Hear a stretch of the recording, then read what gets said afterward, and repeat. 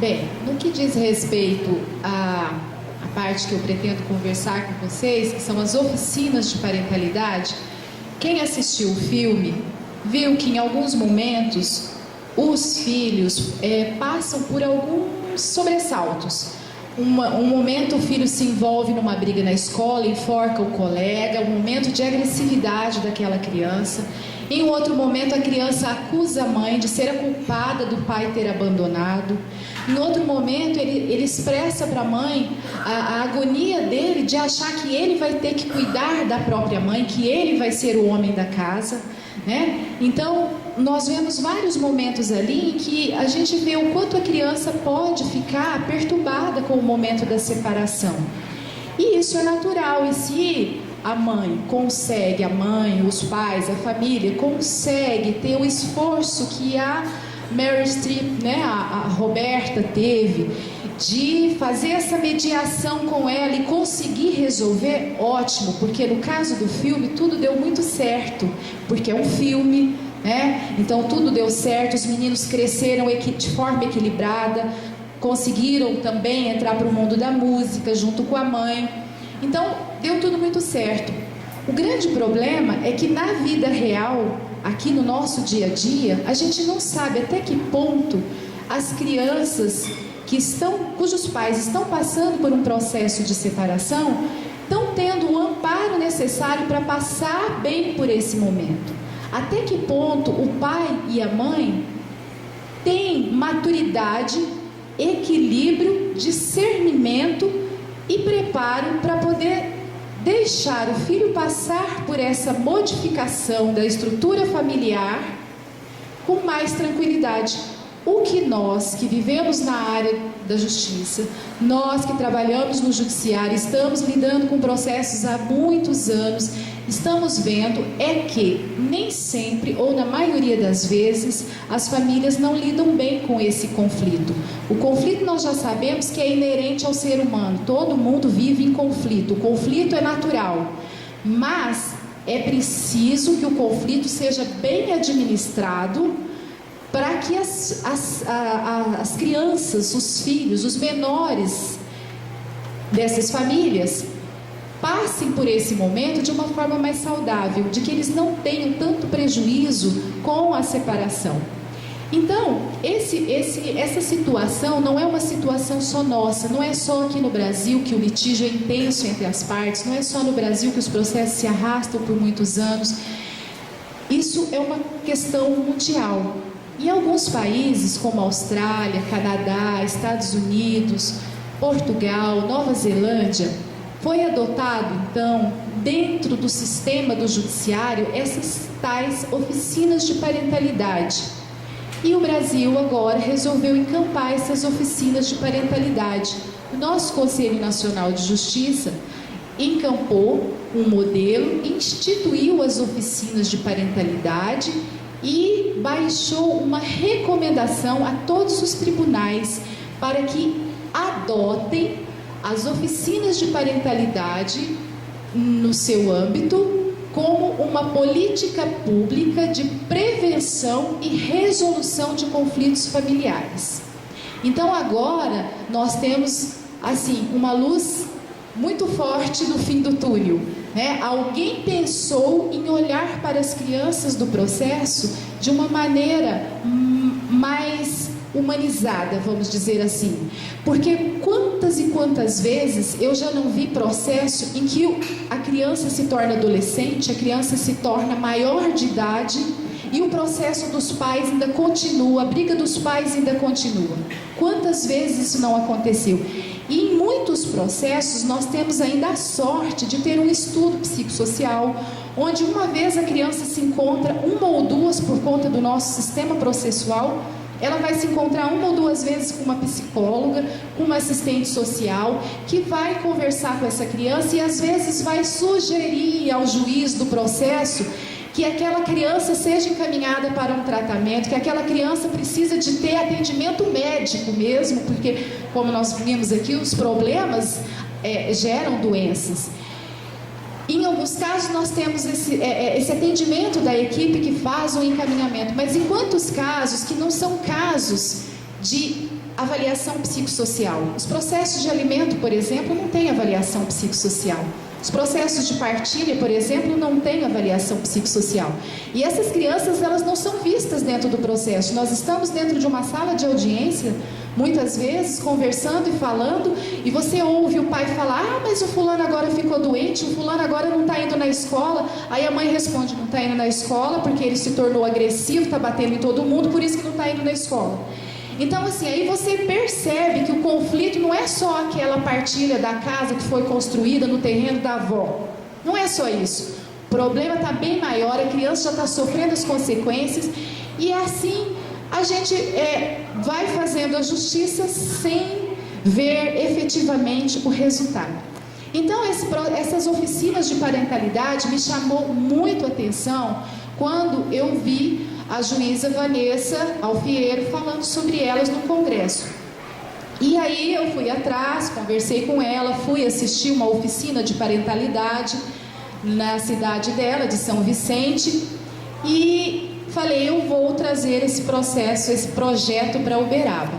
E hoje aqui eu quero anunciar para vocês que felizmente nós conseguimos. Eu procurei alguns parceiros, procurei a Universidade Federal do Triângulo Mineiro, que foi a primeira que aceitou e encampou o nosso projeto e vai ser parceira para ceder as instalações e profissionais para fazermos essa oficina de parentalidade. Estamos em negociação ainda com as outras instituições de ensino superior aqui de Uberaba, que também estão interessadas em abraçar essa causa. E como funciona uma oficina de parentalidade? O que vem a ser exatamente essa oficina?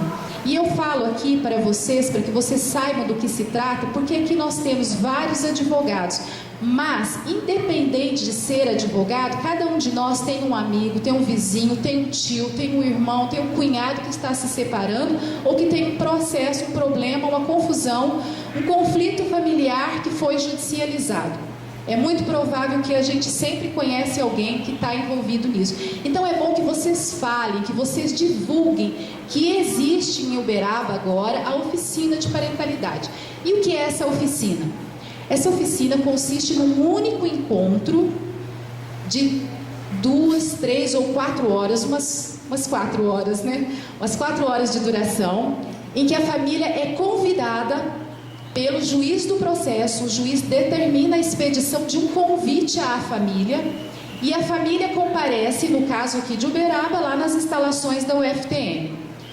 Comparece, chegando lá, ela é recebida por uma equipe de voluntários. Esses voluntários foram treinados e capacitados em 2 finais de semana desse mês de outubro.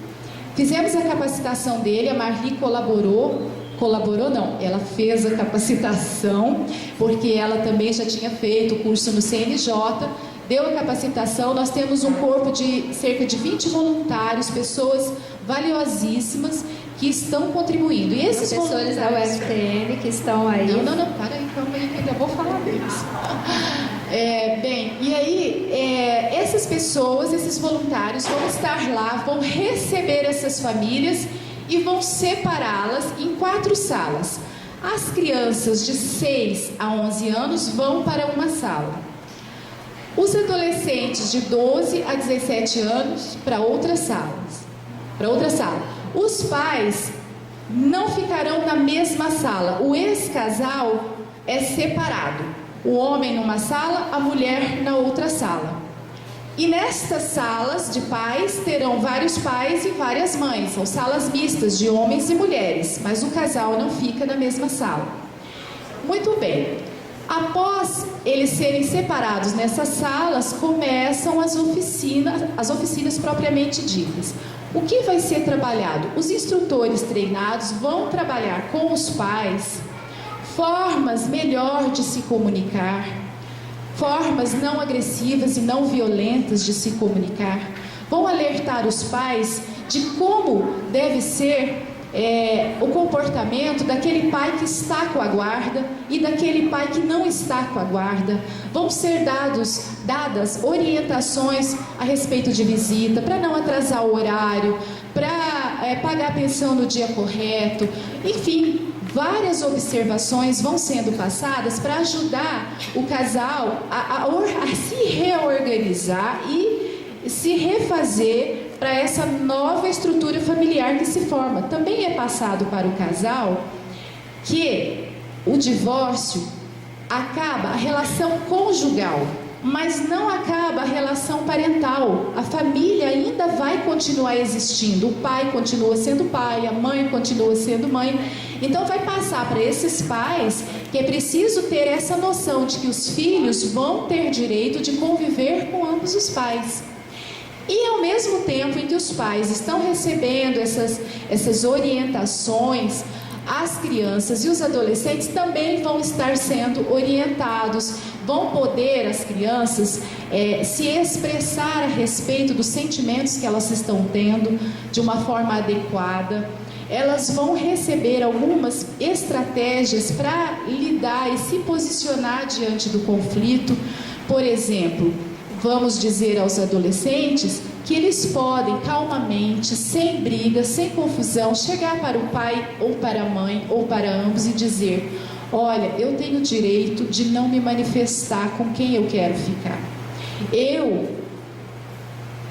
amo os dois. Eu não preciso escolher, isso não é um problema meu. Então, nós vamos assim tentar dar algumas estratégias para que os filhos consigam se posicionar e se sentirem fortalecidos para poder passar por essa fase da vida deles e não serem tão prejudicados.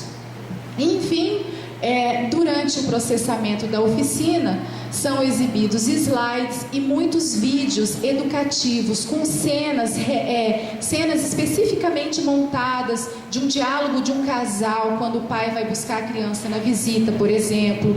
Uma cena de alienação parental é mostrada para ele, para que o pai reflita e se sensibilize quanto à perversidade da alienação parental. É explicado para o pai e para a mãe o que é a alienação parental, em que consiste.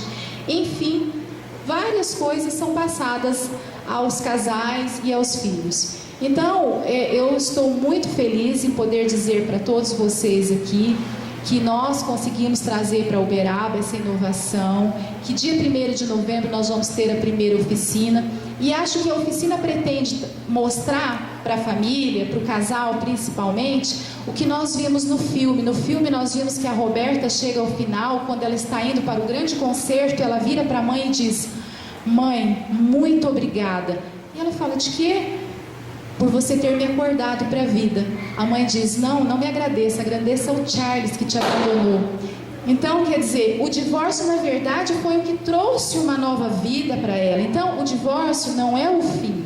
E é isso que a oficina tenta mostrar, que na verdade o divórcio é uma etapa que a pessoa está passando e que existe sim vida após o divórcio, né? Então, para encerrar minha fala, eu vou pedir para os voluntários da nossa oficina que estão aqui presentes, para que fiquem de pé e recebam o aplauso da comunidade, porque eles trabalham gratuitamente, voluntariamente. Quem são os voluntários? Nem todos estão aqui.